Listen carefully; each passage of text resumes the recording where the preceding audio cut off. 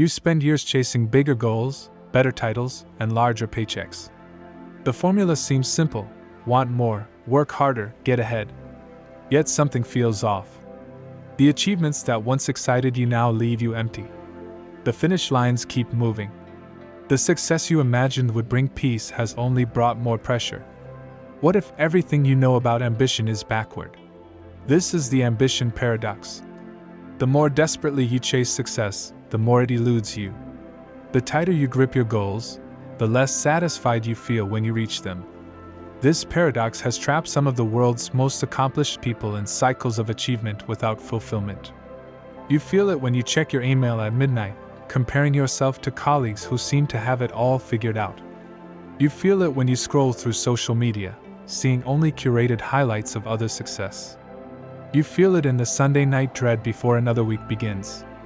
The traditional view of ambition tells us to want more, push harder, and never be satisfied. We idolize figures like Steve Jobs and Elon Musk for their relentless drive. We buy into hustle culture that glamorizes exhaustion as a badge of honor. Books like Grit by Angela Duckworth teach us that success comes through perseverance and passion. These lessons aren't wrong, but they're incomplete. The ancient Stoics understood this paradox long before modern psychology caught up. Seneca wrote, "It is not the man who has too little, but the man who craves more that is poor." This 2,000-year-old wisdom points to a fundamental truth: your desires control you more than your achievements do. Modern research backs this up. A study published in the Journal of Personality and Social Psychology found that people who tied their self-worth to financial success reported less autonomy and more stress, even when they achieved their financial goals. Their ambition became a prison rather than a path to freedom. Ryan Holiday explores this concept in his book, Ego is the Enemy, describing how achievement-oriented people often chase external validation rather than internal values. The pursuit becomes about proving something to others rather than serving a deeper purpose. The true paradox reveals itself: wanting less often gets you further. When you loosen your grip on outcomes, you perform better. Athletes call this the zone, that mental state where self-consciousness falls away and pure performance takes over. Psychologist mihaly csikszentmihalyi named this state flow. It happens when you're so absorbed in what you're doing that your ego disappears. You stop worrying about how you look or what others think. This state of detachment from outcomes produces better results than desperate striving ever could.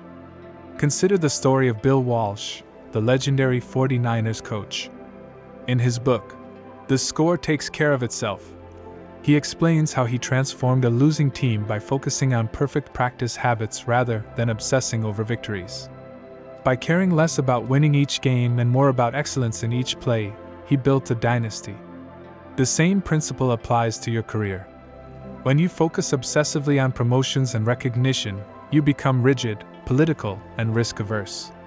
When you focus instead on the quality of your work and the values it represents, you become more creative, collaborative, and ultimately more valuable.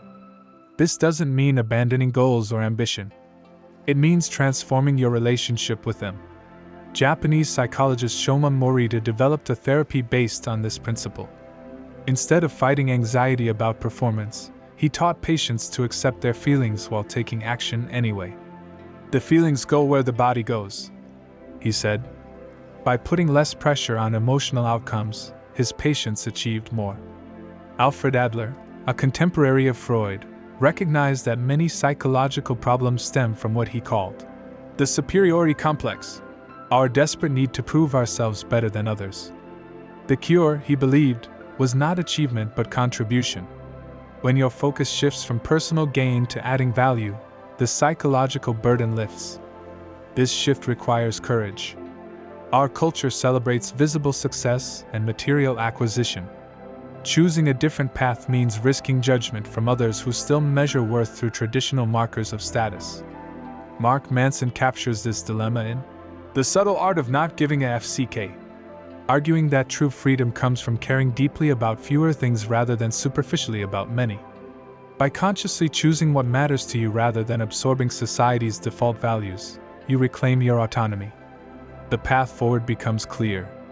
Identify what truly matters to you, separate from external validation. Notice when you're chasing goals to impress others versus fulfilling your own values. Practice detachment from outcomes while maintaining commitment to process. Your worth was never determined by your achievements. The promotion, the bigger house, the social media following, none of these things change your inherent value as a person. They never could. The ambition paradox reveals a liberating truth. By wanting less, you get more of what actually matters. You trade desperation for peace. You replace external validation with internal alignment. You transform achievement from a way to prove your worth into an expression of who you already are.